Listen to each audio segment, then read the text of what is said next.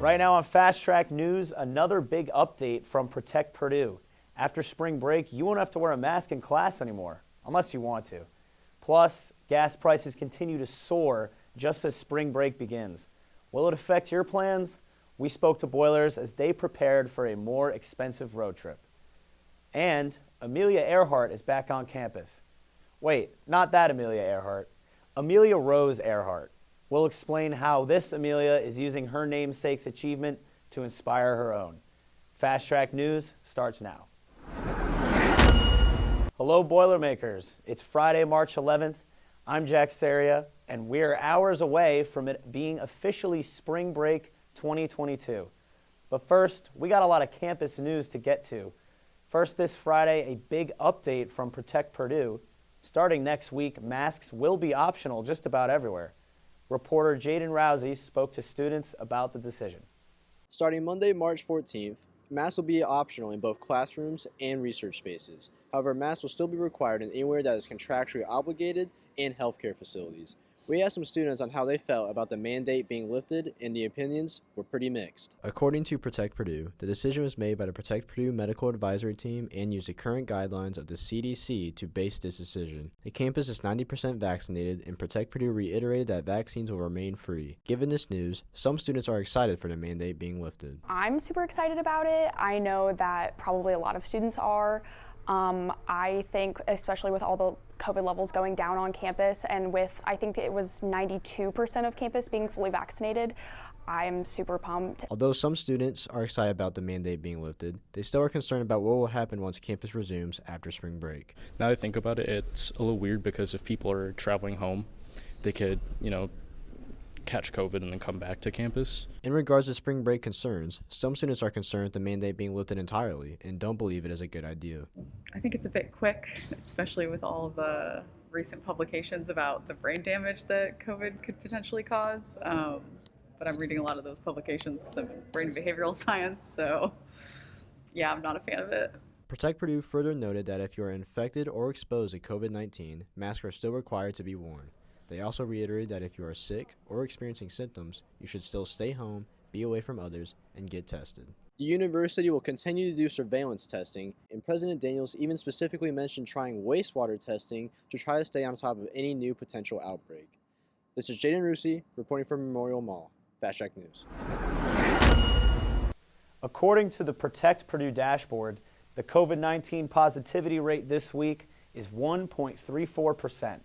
That's the lowest so far this semester. And as for quarantine and isolation space, Protect Purdue only lists one bed as being occupied. Let's talk about the weather. Just when we thought spring might stick around, winter makes a comeback just in time for spring break.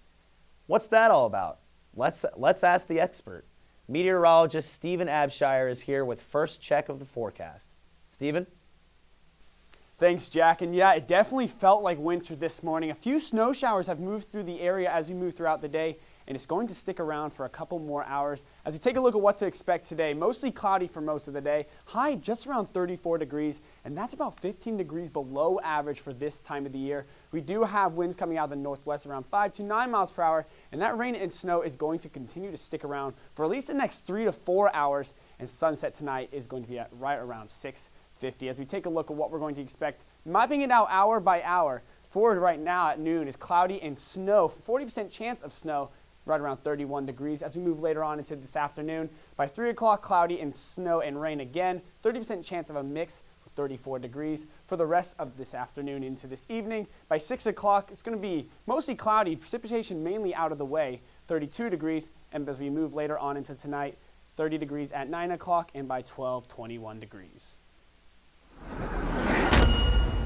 Though not related by blood, a woman named for pioneer aviator and former Purdue faculty member Amelia Earhart is following in her namesake's footsteps. Amelia Rosehart spoke to campus in honor of National Women's Day. Reporter Bella Vina listened to her presentation and shares her story with us. In honor of International Women's Day, the Susan Buckley Butler Center of Leadership Excellence hosted Amelia Rose Earhart as she spoke about her journey to becoming a pilot. Though not related to previous Boilermaker Amelia Mary Earhart, The two women both shared a common interest in aviation as well as pushing the boundaries. Rose Earhart discussed how Mary Earhart has paved the path for so many women, including herself, crediting Mary Earhart's forward thinking and tenacity.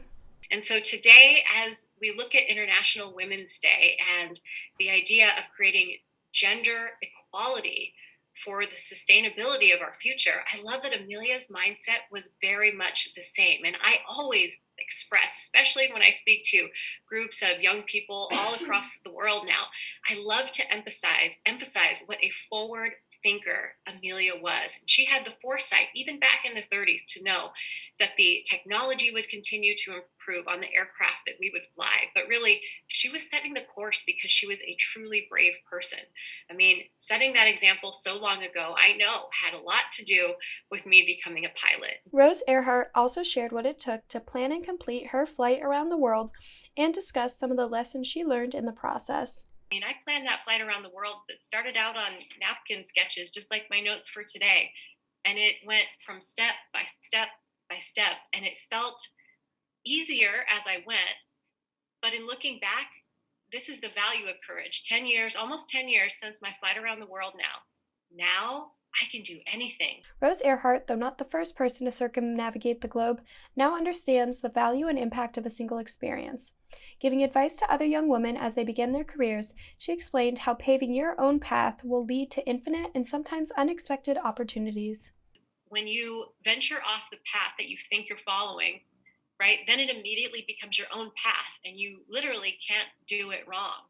And the perfect analogy to wrap up here is that if you were to look at the entirety of my flight around the world, it would look like straight lines, point A to point B to point C. But if you zoom in closer, you would see thousands of course corrections to my original plan. And you have to be willing to adjust and stay just very agile and accept, I think, the present moment and whatever turbulence you find yourself in. Thanks, Bella. The presentation was hosted by Purdue's Susan Bulkley Butler Center for Leadership Excellence. In an executive order last week, Governor Eric Holcomb asked the Indiana Commission for Higher Education to find out if the state's public colleges and universities receive funding from Russia. Reporter Marcus Truccio reached out to the commission to find out if Purdue had given them an answer. Marcus? Last week, Governor Eric Holcomb issued an executive order to take action and show support for the Ukrainian citizens and condemn the Russian government. As a part of this order, he asked the Commission for Higher Education to request that public colleges and universities report all Russian funding received for programs, research, and grants, and report its findings to the government office. According to the Commission, Purdue has responded to the request and stated that the university does not receive any Russian funding for any of its programs. Therefore, no changes need to be made. Marcus Truccio for Fast Track News. Thanks, Marcus. Up next, gas prices are hovering around $4. How will the spike affect boilers hitting the road for spring break? We went to find out. Plus, we've got a few more hours to celebrate the win over IU before it's back to business as the Boilers prepare to make a run in the Big Ten tourney. We've got a preview and a look ahead to Selection Sunday. You're watching Fast Track News.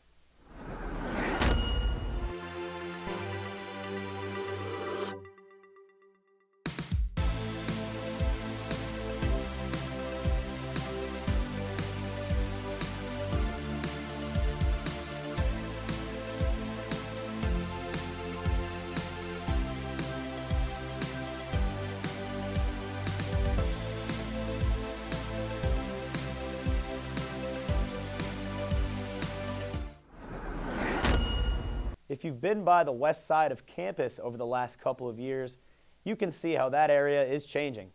Reporter Diego OrtizSeja shows us what's happening over there and what's to come. There has been a lot of construction on Purdue's west side in recent semesters. I did some research to get more information on this expansion.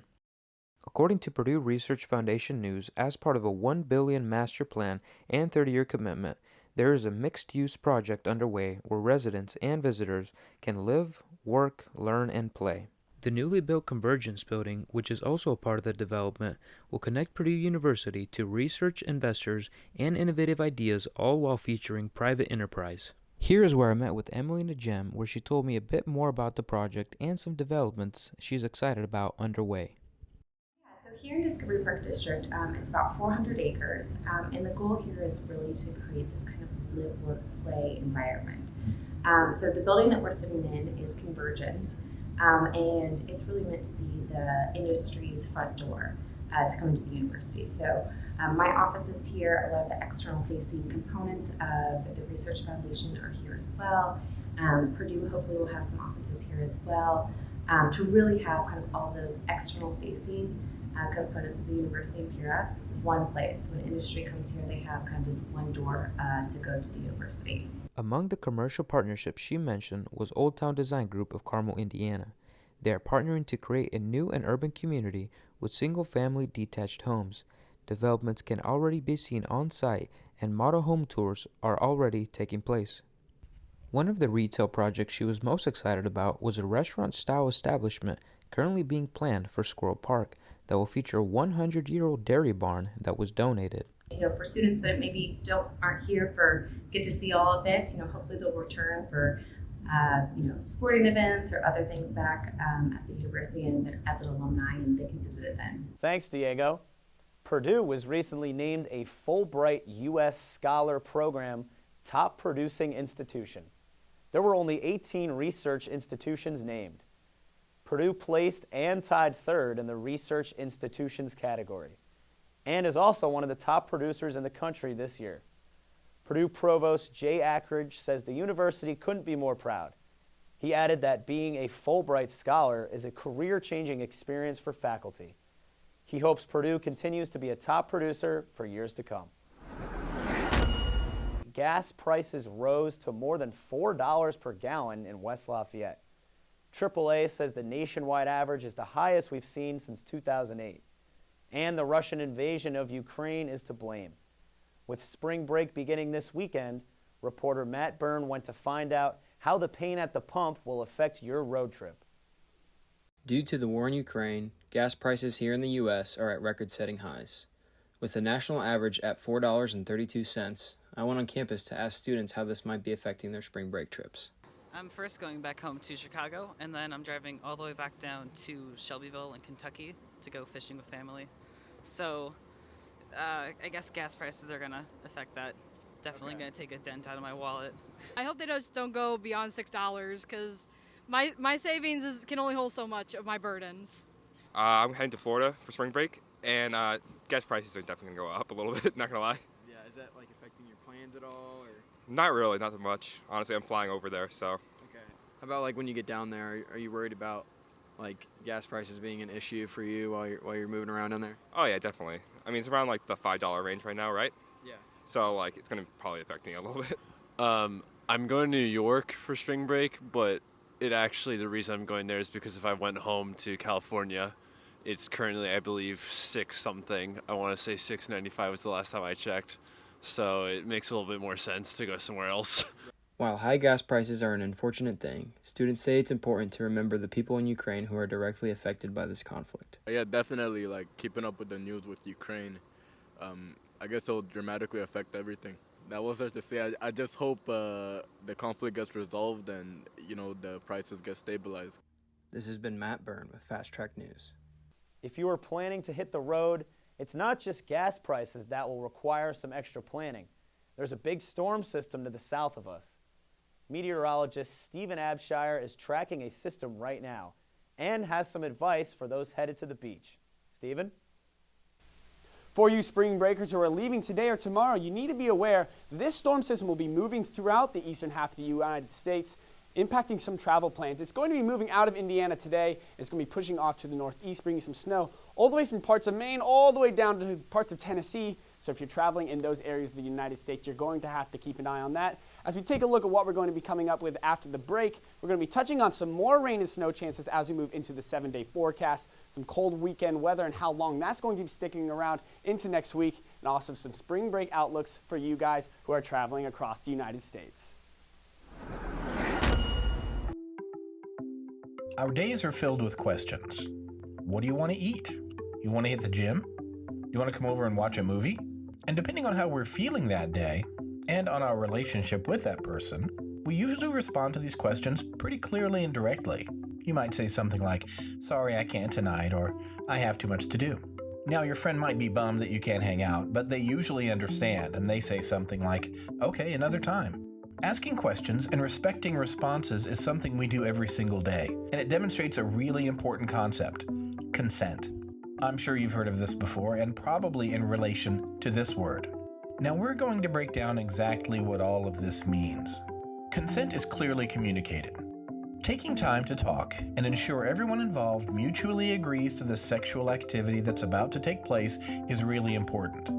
If your friend tells you they're too busy to hang out tonight, but you show up at their door anyway and force them to watch Netflix, you didn't have consent. Listening and respecting others' boundaries is critical when it comes to consent. Consent is ongoing. Just because someone wants to make out with you, do not assume it means they want to have sex. If you were lifting weights with your friend at the gym, would you just add a bunch of weight without telling them? You'd probably ask first. Similarly, consent should be gained as all sexual activity progresses. Someone may start off thinking they're comfortable with something, but they might change their mind at any time. Consent is given voluntarily. Consent does not exist if there's a threat of force or violence. If someone feels potential consequences of not engaging in sexual activity, they're unable to give consent. If you find yourself trying to convince someone to have sex with you, you're doing it wrong, I promise. Consent can be taken back. Just because someone came over and watched Netflix with you last week does not mean they want to watch Netflix with you for 3 nights straight. Respect someone's decision to say no. And you guessed it, this means you should ask for consent every single time. Consent is only able to be given when sober. An incapacitated person cannot give consent. Someone who is unable to make decisions as they normally would because they're affected by alcohol or drugs, or because they're sleeping, cannot give consent to sexual activity. Let's repeat this once again, because it's really important. Unconscious people cannot give consent.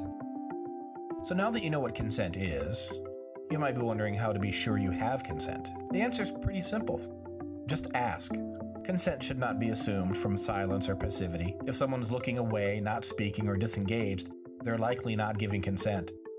A clearly communicated, excited, and sober yes is a great way to know someone is giving consent. So before you decide to Netflix and chill, make sure to get consent first.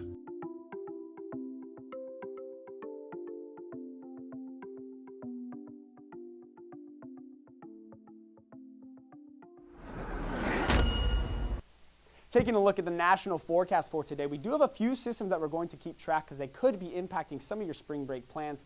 Down near Florida, we do have some precipitation moving off to the north that will bring some thunderstorms, but the main case of what we're going to be watching is these bands of snow. These will continue to track to the northeast. This is what brought us some snow earlier this morning, but it's going to develop even stronger as it moves towards New England and bringing some chances for some heavy snow all the way from Kentucky to Boston and Maine, and that'll be something to definitely keep an eye on if you are traveling that way. But if you're traveling out to the west, it's going to be nicer weather. A high pressure system over the northern Rockies, which will be dominating for the most part of the weekend, bringing you some nice warm air and also some dry conditions. As we take a look for our weekend plans on Friday today, mostly cloudy skies for the rest of today and a 40% chance of mixed precipitation, mainly in the early afternoon hours. As we see later on into tonight, that chance of precipitation is going to dissipate. High of 34 degrees today and a low of 13. But as we move into Saturday, we're going to see those chances for rain and snow disappear, but those temperatures are going to drop significantly. High of just 25 tomorrow with a low of 18. And those are going to be temperatures around 15 to 20 degrees below average for this time of the year. So it's going to feel like winter, not much like spring break. But luckily on Sunday, we're going to see those temperatures rebound just a bit. High of 49 degrees and a low of 36, and that's pretty much going to be by far our nicest day of the weekend, considering the temperatures that we are going to see on Saturday. As we take a look at what these temperatures are going to be like as we move later on into early next week, as we can see today and into tomorrow, it's going to shift to this dark blue and purple, very cold air, but off to our west, we can see that it's not going to last forever, so when we move later on into next week, it's going to return back to normal. As we take a look at the forecast model for today, we're going to see some systems move through the southeast of the United States and impact any of us who are going to be traveling south near Florida or parts of the Gulf of Mexico. It's going to be a few systems moving through. Mainly the heaviest one is going to be the snow that impacts on Saturday and Sunday, so it is something to keep an eye on as you continue to move through. As we take a look at around the U.S. as we look for our spring break plans, kind of a wide swath of temperatures for Saturday. 27 is going to be really cold in Chicago like it will be today, but as you take a look at the rest of the U.S., temperatures are going to be fairly nice. And for spring break locations as we move forward into Sunday and Monday, you've got a wide range from Los Angeles, 72 degrees, in Cancun, nice in the 70s as well, but for Chicago, just 52. In New York, a chilly 39 degrees as a high on Sunday. I'm Sean English, and straight ahead in sports. Revenge is sweet, but it was a nail-biter for the Boilermakers once again. A win is a win, though, and it was an added bonus to the dash of dancing hopes of the Indiana Hoosiers.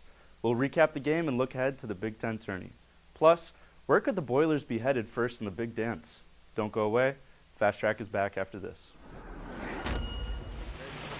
I work for Student Life because I'm able to develop leadership skills that will carry over after college.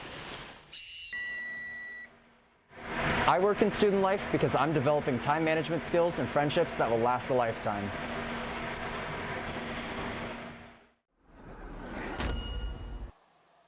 You guys smell that? I think it's a sweet, sweet smell of revenge. Our Boilers defeated the the Hoosiers, in a close game 69-67. Eric Hunter led our team with 17 points and 5 assists, while nearly shooting 60% from the field. Under 70% from the charity stripe is something that needs to be addressed come tournament time. All Big Ten honors for Travion, Sasha, and Zach, and our star, Jaden Ivey, was named first team All Big Ten.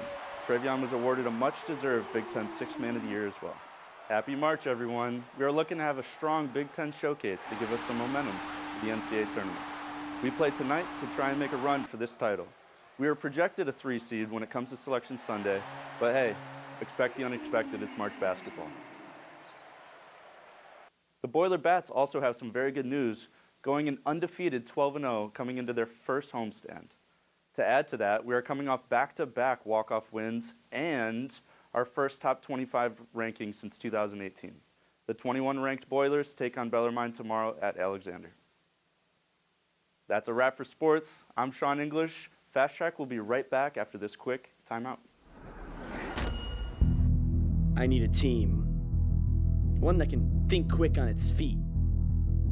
One that can deal with anything that's thrown at them. They're on their way now. So AdLib is a group of just a couple of Purdue students who like doing improv comedy. We do short form and long form improv comedy. The trick is that it's made up. I will say, well, I have to go to practice that night, and I say, really? Why would you need to practice for improv? Or how do you even practice for something where you're just making everything up? You're just instantly put into this world where like anything goes, really. So we just did one earlier in practice where my name was Francois, and I wanted to kill someone but also date them, and it was very complex, like a soap opera. And so ultimately it looks like we make everything up there, which we do, but it takes time, and it takes effort, and it takes practice to be able to get to that point and feeling comfortable on stage. We are generally always ready for a show. On a Friday night, have people come in and make them laugh is really what it's all about. I feel like right before you go on stage, it's a lot of nervousness combined with excitement.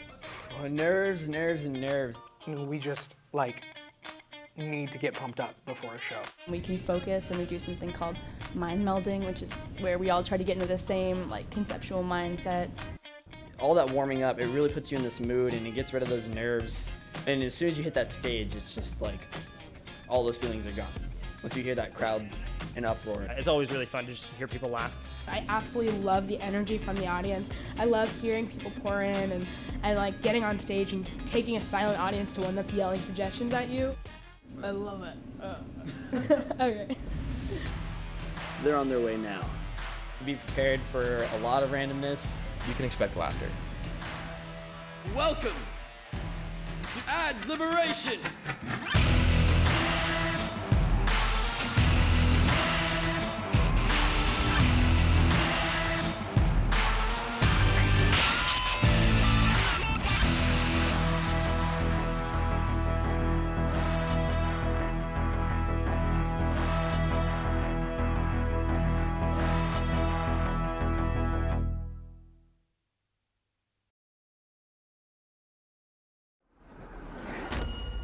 If you are looking for a way to make an impact with your voice and ideas and build your network in the process, here's an opportunity you may want to consider.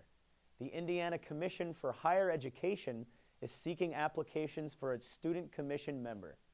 This member is a full voting member, so you'll be a voice for college students statewide.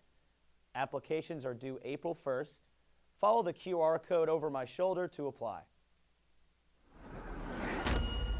If you will be staying around next week, a heads up, there will be a campus-wide tornado drill at 10:15 in the morning on Tuesday, March 15th.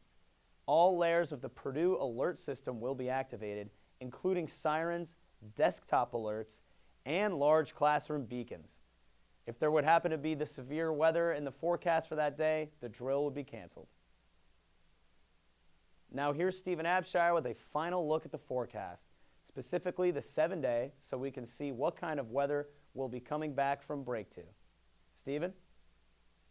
For those of you who are going to be sticking around for most of next week, we do have a few chances for some rain and snow in the next few days. As we can see, moving through Monday into Friday, a couple chances of rain and snow begin to move through the area. It's not going to be very heavy, but there are chances for some scattered showers as we move later on into next week. Taking a look at the 7-day forecast for Monday, we're going to see quite a warm up, 56 degrees with a low of 36, but that's going to be the first chance we're going to see some precipitation with about a 20% chance for some showers. Luckily, Tuesday and Wednesday are going to be fairly nice. 55 degrees is a high on Tuesday with a low of 35, but it's going to be mostly sunny and pleasant. Only going to continue to warm up as we move into Wednesday, a high of 62 and a low of 49. Mostly sunny skies as well. And as we take a look at Thursday, mostly cloudy skies. And that's going to be our next chance for rain, mainly in the Thursday overnight, but moving into Friday is going to be a better chance for some more precipitation, high in the 60s and a low in the upper 40s. Hi, I'm Erin Isaacs, Social Media Director for Fast Track News. This week on our social channels, your daily Purdue-themed Wordles are still coming every day. And stay tuned for a spring break weather update if you are heading off campus next week. Also, watch out for March Madness and Big Ten tournament updates throughout the week.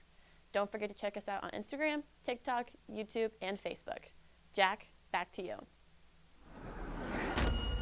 That's it for this week's edition of Fast Track News. And a quick programming note, due to spring break, Fast Track will not air a new episode next week. We will see you back on Friday, March 25th. Until then, Boilers, I'm Jack Saria. Enjoy your week off.